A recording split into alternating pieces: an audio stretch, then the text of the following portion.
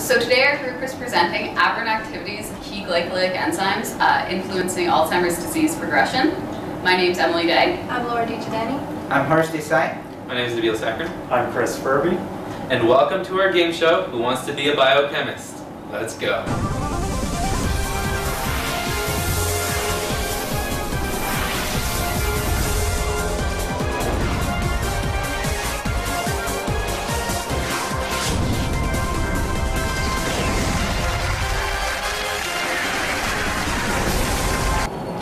Welcome to Who Wants to Be a Biochemist? Starring your host, Chris Furby. Yay, Chris! Welcome everyone to Who Wants to Be a Biochemist. On today's episode, we will be discussing a condition that afflicts millions of individuals throughout the world. This condition is known as Alzheimer's disease. Alzheimer's affects the neurological activity of those who have it, leading to the development of significant memory and sensory impairment. Alzheimer's is a condition that is typically progressive in nature, and its onset is linked to the age of the individual, with the elderly being more vulnerable. The early symptoms of Alzheimer's can be recognized as memory loss and associated with subtle alterations in their normal attitudes and behaviors. Following this, Alzheimer's patients are afflicted by the gradual onset of dementia, as well as an accompanying impairment of motor functions. The final stages of the disease leave individuals in a semi-comatose state as their organ functionality deteriorates, making basic nutrition and custodial services a necessity. The pathology of Alzheimer's is characterized by the formation of extracellular amyloid beta plaques and neurofibrillary tangles from Dow protein filaments. Alzheimer's cells also exhibit aberrant metabolic activity and seem to inadequately make use of available resources. The combined effect of these symptoms is the gradual death of brain cells. Neural cell death, in turn, is associated with physiological changes in the brain. Notably, the brain itself significantly shrinks in the frontal cortex and hippocampus, leading to the symptoms of aberrant thought processes and memory impairment. The ventricles located between the folds of the brain tissue increase as the brain folds shrink, increasing the volume of fluid outside of these cells. These alterations to brain structure are visible in PET, MRI, and CT scan imaging, which, barring other pathologies, are diagnostic of this condition. Obtaining certainty of Alzheimer's disease can only be achieved through a post-mortem analysis of brain tissue, which displays the aforementioned amyloid beta plaques and Dow protein aggregates. Now, a significant amount of research has assessed the role of amyloid beta plaques in conferring Alzheimer's pathology. In healthy individuals, amyloid proteins associate with the exterior of neural cells and aggregate along the surface of the axon to generate myelin sheaths that preserve axon integrity and mediate the transduction of the electric potential across the neuron. The amyloid precursor protein, also known as APP, matures into these amyloid proteins from cleavage by enzymes known as secretases. Among the possible cleavage products is amyloid beta, which in its 40 amino acid form can act as a transcription factor and an adapter protein in kinase activity, but in its 42 amino acid isoform can associate into aggregates at sufficient concentrations. The resultant insoluble plaques from amyloid beta peptides are known to stall the transmission of neuron signals and possibly reduce the accessibility of nutrients for cell viability. However, recent developments implicate soluble amyloid beta aggregates as having the most significant contribution to Alzheimer's pathology. These soluble aggregates are thought to bind to proteins involved in key cell mechanisms, particularly those related to signal transduction and metabolic activity. In fact, there is a significant decrease in glucose metabolism that corresponds with areas of the brain containing amyloid beta aggregates. This effectively prevents the neural cells from generating significant quantities of energy and further promotes neural cell degradation. The restoration of glycolytic activity has the potential to stall Alzheimer's progression, and as such, is a subject in which any aspiring biochemist should be well versed. And with that in mind, let's start our game today on Who Wants to Be a Biochemist? First, a fast finger question to select our candidates. Rank the following glycolytic enzymes in the correct order. A, PFK, B, PGI, C, HK, D, aldolase. Contestants, go.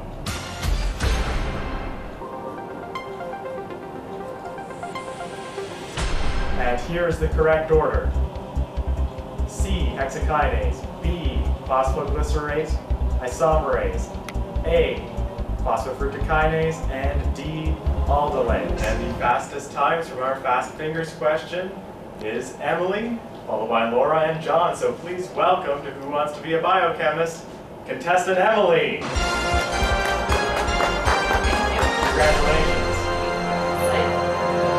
Before we get started with today's game, we're going to get a brief overview of the process of glycolysis from our excellent correspondent, Dr. DiGiovanni. Glucose is the primary fuel of the body. Its stable, soluble, and combustible structure is packed with chemical energy, which makes it an ideal and convenient fuel source for cells. In fact, complete oxidation of one molecule of glucose can provide 38 ATP to cells. Cells oxidize glucose in many small, well-controlled steps, which enables them to capture a maximal amount of energy from a glucose molecule. Glucose is oxidized in 3 sequential steps, which are glycolysis, the TCA cycle, and the electron transport chain. Glycolysis, also known as sugar breaking, is the first process in the cellular combustion of glucose. Glycolysis uses substrate-level phosphorylation to produce 2 ATP from the breakdown of glucose to pyruvate. In addition to this generation of ATP, glycolysis also acts to provide the substrates of these downstream pathways by generating NADH and pyruvate, which enter into the electron transport chain and TCA cycle, respectively. Importantly, because glycolysis is an anaerobic process, the ATP generated by glycolysis is the primary fuel source for the cells in environments of low oxygen, such as exercise. Glycolysis consists of 10 steps, each catalyzed by a different enzyme. As you can see, glycolysis is a complex and highly regulated process that is vital in the correct metabolism of glucose. It has been shown that in the neurons of Alzheimer's disease patients, there is a significant decrease of glucose metabolism. In order to compensate for this, Alzheimer's disease brains use ketone bodies as an alternative fuel source. This decreases the reliance in glycolysis. So let's go through the process of how we play this game, Emily. Okay, I'm ready. We're going to start you off with a $250 question. You're going to work your way up to 1 million. There are 2 different levels that you can reach, at which point your money saves. This is at the $4,000 question and the $125,000 question. Hopefully today we'll see if you can reach $1 million and become a true biochemist. Now along the way, you have 4 different lifelines. You can call a friend, you can use 50-50, you can refer to a figure, or you can refer to an expert. Are you ready to play? I'm ready, Chris, I'm ready. All right then, let's play Who Wants to Be a Biochemist? Starting off with a $250 question. Emily, which of the following enzymes are regulated in the glycolytic pathway? A, phosphoglycerate kinase and phosphofructokinase. B, phosphoglycerate kinase and pyruvate kinase. C, hexakinase and phosphofructokinase. D, hexakinase and phosphoglycerate kinase. Okay, I know this one. So I know it's not pyruvate kinase. And I know for sure it's hexakinase. So I'm going to go with hexakinase and phosphofructokinase, C. Is that your final answer? Final answer. C. Emily, that answer is correct. $250. Congratulations. So those two enzymes, hexakinase and phosphofructokinase, are both enzymes that catalyze reactions at the beginning of glycolysis. In fact, the reactions that these two enzymes catalyze are irreversible, and as such they play the role as key regulators in the process of glycolysis. And so they have been implicated in Alzheimer's. For some more information on phosphofructokinase, we're going to go to our resident expert, Mr. Sacker. So phosphofructokinase is an enzyme that plays an integral role in the glycolytic pathway. It is involved in the ATP-dependent catalysis of fructose 6-phosphate to fructose 1,6-biphosphate. Due to this reaction being a rate-limiting step in glycolysis, PFK is critical to the cells that are overly dependent on glycolysis, such as neuronal cells, due to its irreversibility. The PFK is acting as a control point in this case. PFK exists as a homotetramer in 3 isoforms. The M isoform from the muscles, the L isoform for the liver, and the C isoform for the brain, each of which is encoded by different genes. These isoforms are all existent within the brain, but the subunits are found in different quantities dependent on the developmental changes within the cells. Overall, PFK is an essential ingredient in the production of energy, ATP, through glycolysis, and thus providing nourishment to cells that most require. Let's move on to your $500 question. Are you ready? Ready. Emily, what possible reason is there for a positive correlation between PFK activity and GDX, which is the Global Deterioration Scale for assessment of primary degenerative dementia, in this figure? Is it A, reduced metabolic capacity for glucose, B, the result of degenerative events, C, the result of degenerative events and a reduced glucose supply, or D, none of the above? Okay. Well, looking at this figure, I can see that the positive correlation, so the global deterioration scale I know is about the degree of degeneration in the brain overall. So I see the positive correlation, so where there's more degeneration, there's more PFK activity. However, this CHAT protein, or the CHAT activity, I can't quite remember what this one does. I see the negative correlation, so there's less of it as there's degeneration, but I don't know. So I'm leaning towards B and C. B and C. Yeah, I know it's something to do with degeneration, but I don't know if glucose is involved as well. You know what? I think I'm going to have to use my lifeline. I think I'm going to have to ask an expert. Ask an expert. Let's go to our resident correspondent, Mr. Saccharin. Let's take a look at this question for you. So as we know, in Alzheimer's there is reduced glucose consumption in vivo in patients. Also, if I can recall, in previous studies, specifically ones conducted by Iwangoff et al., it was observed that there was a severe reduction in PFK activity in patients with Alzheimer's. Therefore, according to his study and his results, the PFK activity should decrease with an increased severity in individuals with Alzheimer's. But according to this figure, Biggle found the exact opposite of that. Rather than a decrease in activity, an increase in activity was observed. So if we look at option A, it dictates that this correlation is due to reduced metabolic capacity for glucose. This directly supports Iwangoff's belief in a negative correlation with severity, because since there is less glucose consumption, there would be less catalysis required and thus less activity.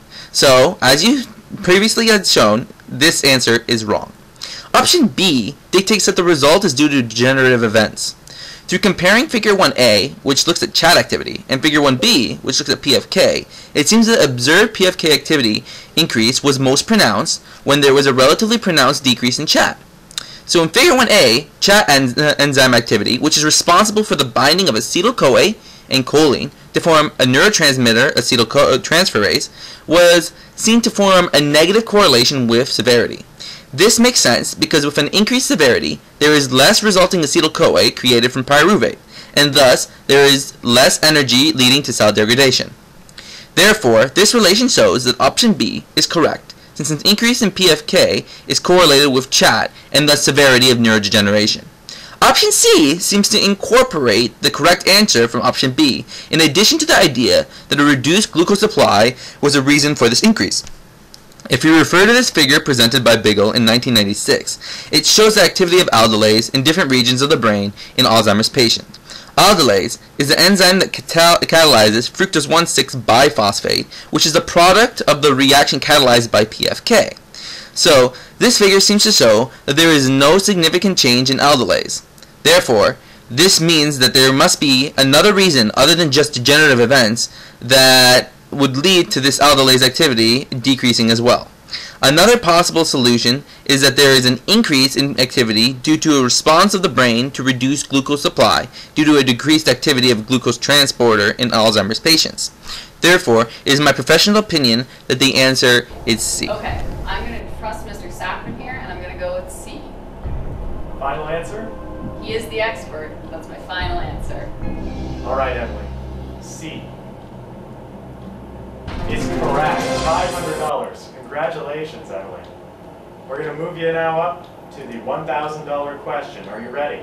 I'm ready. Emily, altered activities of PFK have been seen in the brains of patients with Alzheimer's disease, and it has been shown to be due to gene expression based on mRNA assays. How have the amounts of mRNA changed between control and Alzheimer's patients? Is it A, they don't change, B, increased in certain areas of the brain, C, they are increased everywhere in the brain, or D, increased in some and decreased in others? Okay, so as we just saw, I know that PFK activity is increased, so I think that means that there's most likely a good shot that its mRNA is going to be increased. However, I don't know, there could be allosteric effects because there are modulators to PFK, but I think it should be an increase. But let's look at this figure. Okay, so the first part was determined by RPA, which is RNase protection assay, as a densitometry ratio with GADPH. This technique is based on the hybridization in solution of labeled antisense probe RNA with an RNA pool it's being tested against, in this case, PFK. So if the white boxes are the control group and the gray boxes are the Alzheimer's group, I can see that there's a statistical increase in the hippocampal area of the brain, which is interesting because that's not really documented in vivo in the literature. But panel B, okay, so that's biocompetitive real-time PCR, has a ratio to total mRNA levels. So this will quantitatively detect the gene expression of all three PFK isozymes. Now this is showing a statistical increase in the frontal cortex. This makes a lot more sense because in literature this is what we've previously seen, increased activity in the frontal cortex. So I can see that there's an increase in these two areas, and it doesn't look like any are decreasing. However, it doesn't seem like there's changes in all the areas of the brain. So I think I'm going to go with there's increased in certain areas of the brain, increased mRNA levels. That's quite the analysis. But thank you. And so your answer is B. Final answer. Final answer. Emily, that answer is correct. We're going to move you up to the $2,000 questions. Are you ready? I'm ready. All right, here it is. What is meant by the specific activity of an enzyme? Is it A, its specific and exact function, B, the area of the brain in which the enzyme is the most active, C, the activity per milligram of soluble protein, or D, activity per milligram of total protein? This is an easy one. C, final answer. That's correct. Have you ever worked with the enzymes in the lab and had an issue with specific activity versus regular activity before? It's actually funny you should mention that, because since we're dealing with Alzheimer's disease, which is neurodegenerative, it affects the amount of soluble protein and active protein versus total protein. And since we've seen an increase in PFK activity correlated with the severity of the disease, it's even more prevalent that there's differences. So it's important to take into account the insoluble proteins that are formed by beta amyloid plaques. So a loss of neurons is expected to lead to proportional loss of activity per wet weight of the whole brain area. Well, the specific activity, which is the activity per soluble protein, should either stay the same or increase. And this increase, we can see, is actually a statistical event, whereas anything documenting decreases may just be taking into account the insoluble plaques that are formed. Fair enough, that's a wonderful explanation. Well, Emily, you're at the $4,000 question. Are you ready for this question? I'm ready. All right. How does phosphofructokinase specific activity correlate with glial fibrillary acidic protein in the frontal cortex? Is it A, a positive correlation, B, a negative correlation, C, no correlation, or D, causation? Okay, well, it's actually very interesting you mentioned this. I know, okay, GFAP. It's proposed to play a role in the astrocyte neuron interactions and cell communication. And I know the astroglial cells support the nerves, the brain cells, by providing them with nourishment. And I know that they overreact when there's damage or disease. And I think they secrete GFAP then as well. They do, yeah. But I don't know if it's correlation or causation with PFK, because we know PFK increases with the degeneration. And I know that GFAP increases with degeneration, but I don't know if it's causation or just correlation. You know what? I'm gonna have to walk away. I can't risk it. You're walking away. I don't know if it's correlation or causation, and you know what? It's too much money for me to risk. Is that your final decision? That is my final decision. Well, you know, Emily, you had 3 lifelines left. You could have used the lifeline referred to a figure. And if you had, we would have given you this figure. Oh, I see it now. Yeah, so I see that the top's just the control showing that GFAP correlates with the deterioration, global deterioration scale we saw earlier. But I see the positive correlation now between GFAP and PFK increased activity. That's too bad. I would have been able to figure it out if only I'd thought of that. So the answer would have been? Positive correlation. And that answer would have been correct. Well, thank you very much for being on our show, Emily. Thank you for having You've me. done $2,000 towards your grant money, Go to good use in the lab. and we wish you all the best. Thank you. Congratulations.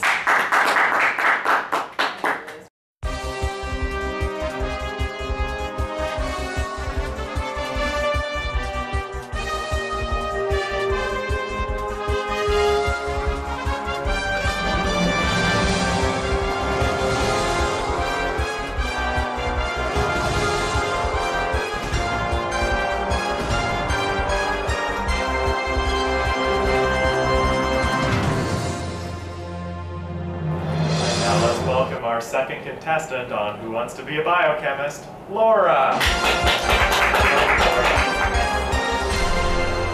So before we start with Laura's questions, we are first going to get some background information on the next enzyme that we will examine on this program. That enzyme is hexokinase. And for that information, we're going to send you over to our expert, Mr. Dezay. Hexokinase. As we know, it performs the first committed step of glycolysis. So it's involved in the conversion of D-glucose into D-glucose 6-phosphate using ATP, which is converted into ADP, and also uses magnesium as a cofactor. So in mammalians, there are 4 isoforms of hexokinase, and of which hexokinase 1 is ambiguously expressed and highly expressed, especially in the brains.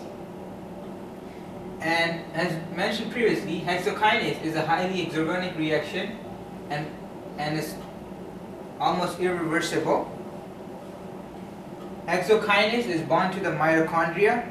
This seems odd considering hexokinase is involved in glycolysis, which is a cytosolic process, but hexokinase associated with the outer mitochondria. As you know, Laura, we're going to ask you 13 questions.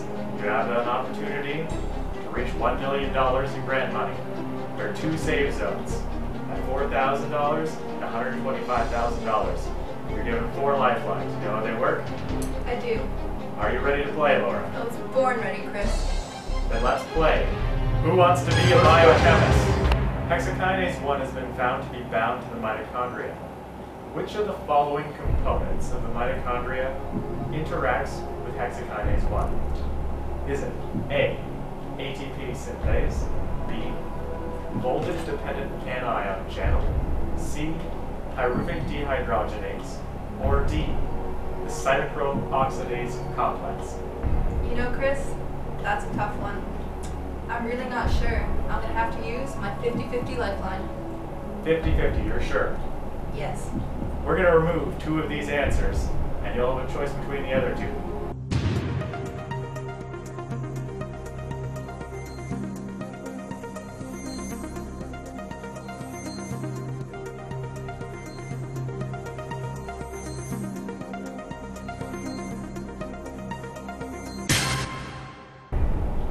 C and D have been removed.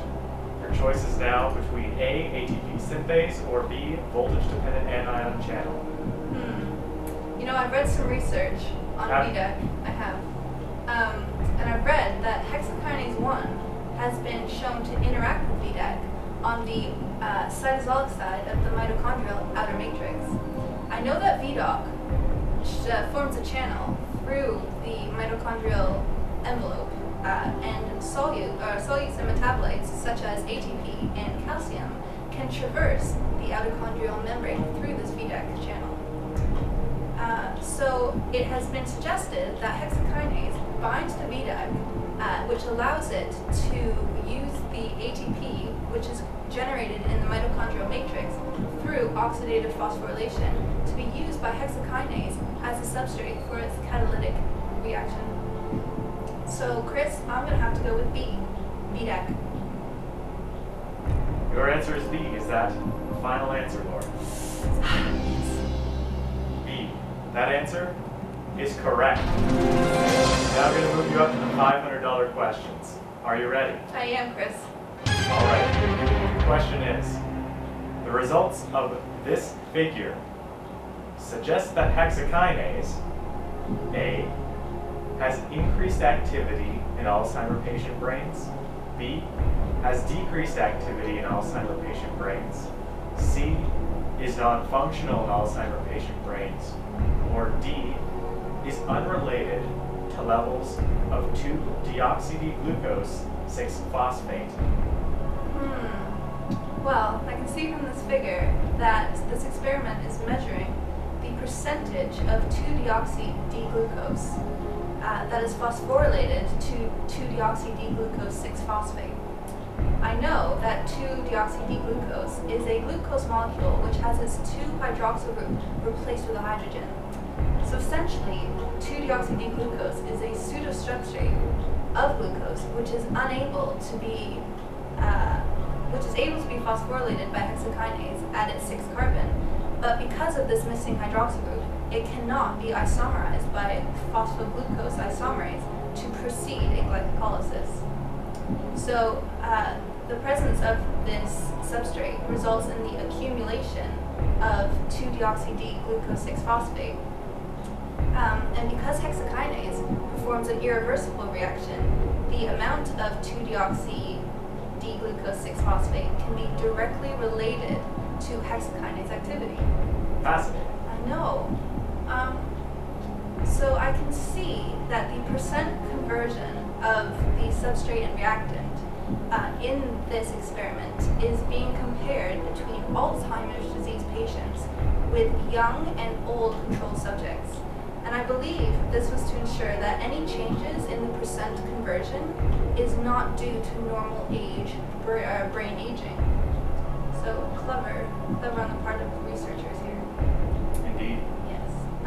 So I can see from this figure that the percentage of 2-deoxy-D-glucose 6-phosphate in Alzheimer's disease patients is 16.5, which is statistically lower than either of the control at a 99% confidence level. And because this level of 2-deoxy-D-glucose 6-phosphate is directly related to the level of hexokinase activity, I know that the answer is B.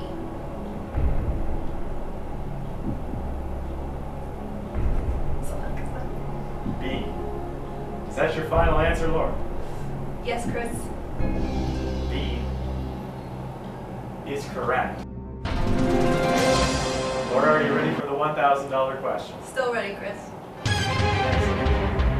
Laura, how did hippocampal cell cultures exposed to amyloid beta oligomers and 2-deoxyglucose influence the reactive oxygen species and glucose 6-phosphate levels in this figure?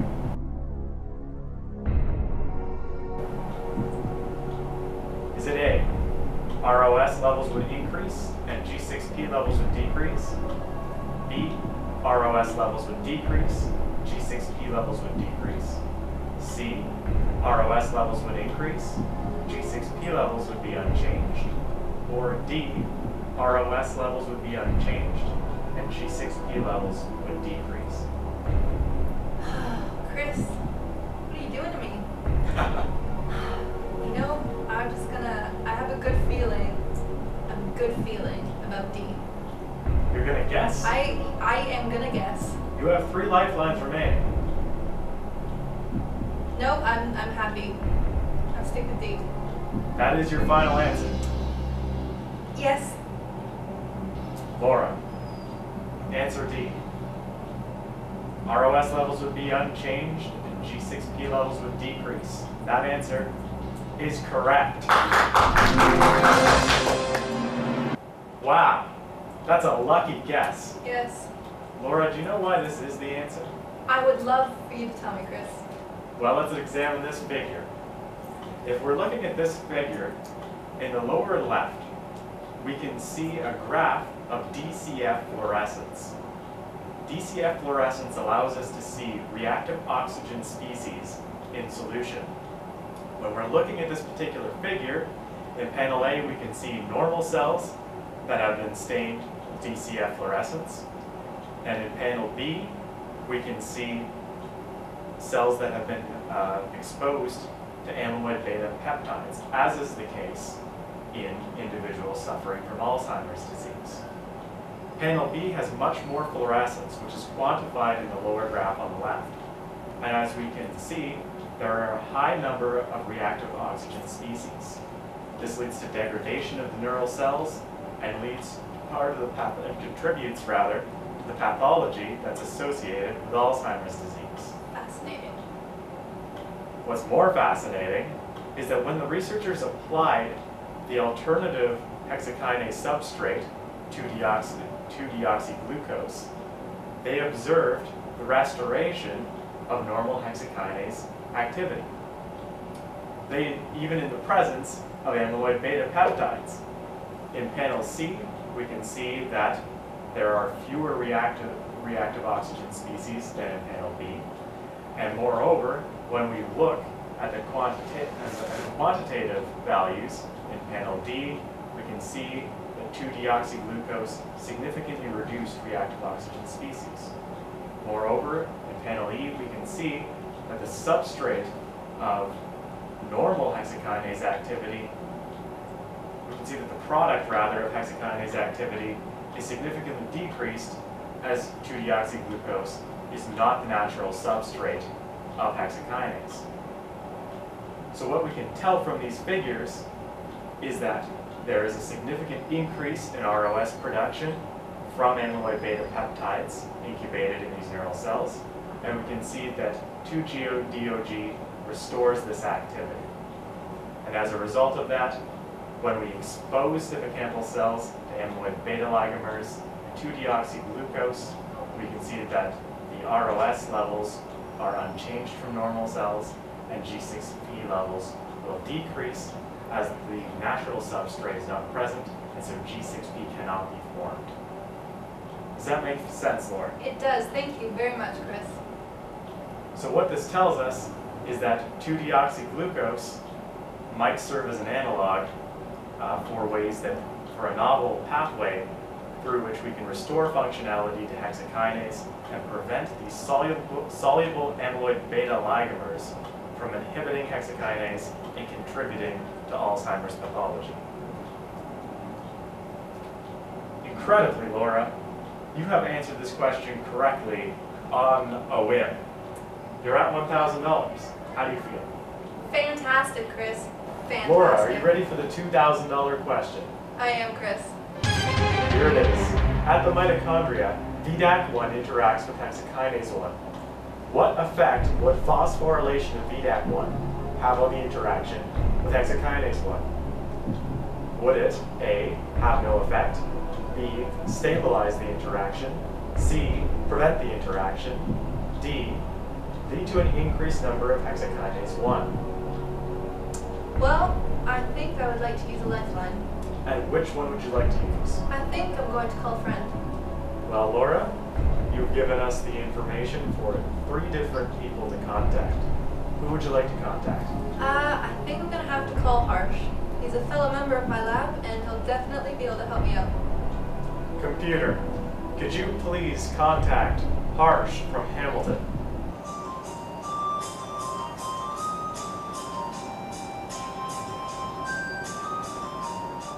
Hello? Hi there. Is this Harsh? Yes, who's this? This is Chris from Who Wants to Be a Biochemist. Hey, Today here with us we have Laura from your lab. that's great. Wish her all the best. We will, for sure. She can hear you, Harsh. She needs your help to answer a question. You'll be given 30 seconds to answer. She will read you a question and 4 options. Remember, Harsh, time goes fast. The next voice will be Laura. Laura, your time starts now. At the mitochondria, VDAC1 interacts with hexokinase 1. What effect would phosphorylation of VDAC1 have on the interaction with hexokinase 1? Is it A, no effect, B, stabilize interaction, C, prevent interaction, or D, interact with an increased number of hexokinase 1? Laura, definitely go with C, prevent the interaction. But keep me on the line. I want to hear the right answer. Well, I'm going to have to listen to Harsh on this one and pick C. Is that your final answer? It is. C. That answer is correct, Laura. Congratulations, $2,000. Well, your friend Harsh was certainly very confident with his response. Yes, he was. But I'm happy to see that he was right for you. Hey Harsh, you still there? Yep, Chris. Is there any chance that you could further explain this concept through this particular figure? Definitely. Take a look at the figure that I have provided. Proteomic analysis of hippocampal protein showed that VDAC1 had 4-fold increase in TG2576 mice in comparison to wild-type mice. TG2576 mice are transgenic mice, which are Alzheimer's disease models, and these mice overexpress a mutant form of the amyloid precursor protein and has been linked to the early onset of familial Alzheimer's disease. Similarly, there was marked increase in human postmortem brain tissues from frontal cortex of Alzheimer's disease patients. This result provides evidence for a strong correlation between amyloid beta levels and VDAC1 expression levels. So as you can see in the figure, authors observed a significant elevation in terran phosphorylated VDAC1 and significant decrease in hexokinase 1 expression in the hippocampus express of TG2576 mice compared to non-transgenic mice control. To access the phosphorylation of VDAC, the VDAC was immunoprecipitated from hippocampal proteins from 12-month-old TG2576 mice and control mice and immunoblotted using phosphothreonine reactive antibody.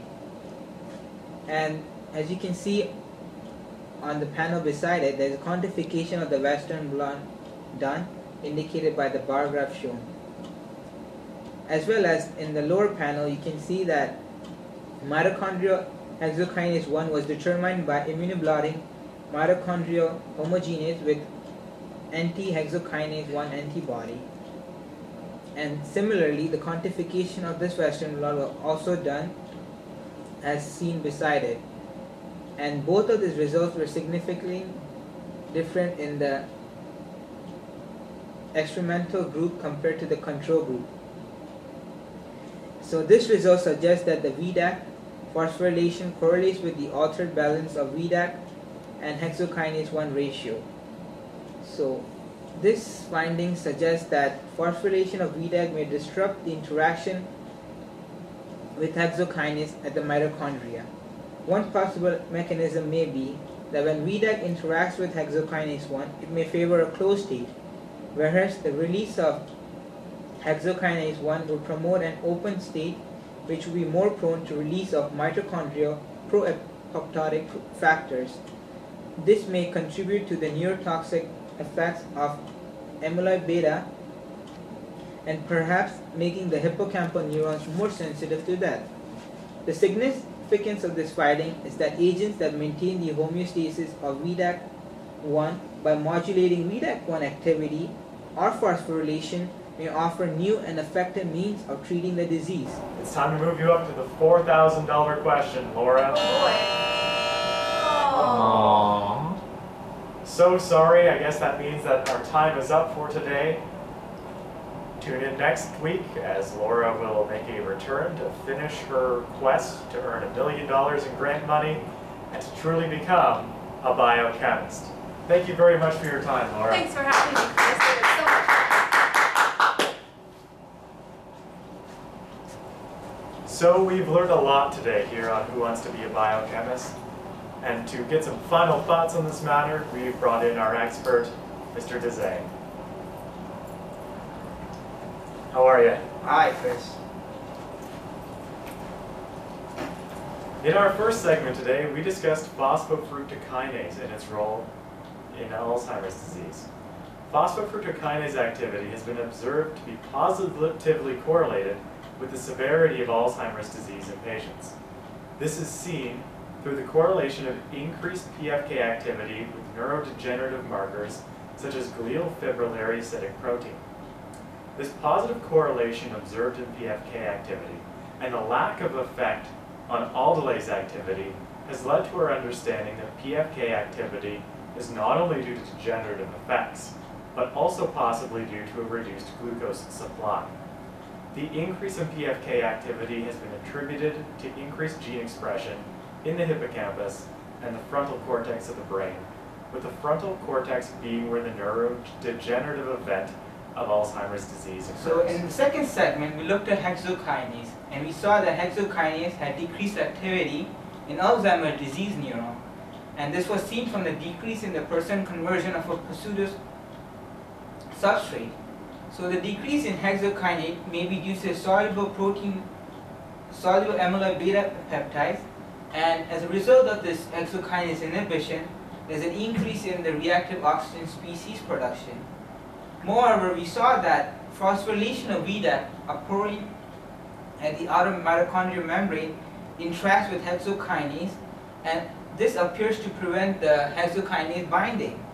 This suggests that VDAG may regulate cell survival, and also an increase in VDAG phosphorylation as well as reactive oxygen species level may lead to an increase in neuronal cell death. So, in conclusion, by understanding the activity of the glycolytic enzyme as well as other enzymes not present here, one can develop potential biomarkers of preclinical Alzheimer's disease. Early interventions may help in slowing the progression of the disease based on presently available treatment options. It can also be added that therapeutics that target to reverse the alteration in this regulatory glycolytic enzymes presented here, such as hexokinase or phosphofructokinase, may prevent the decline in brain glucose metabolism as observed in Alzheimer's disease patients. As a result, we may be able to promote healthy aging and prevent Alzheimer's disease progression. We hope that you've learned something here today with us, and we'll see you next time on Who Wants to Be a Biochemist?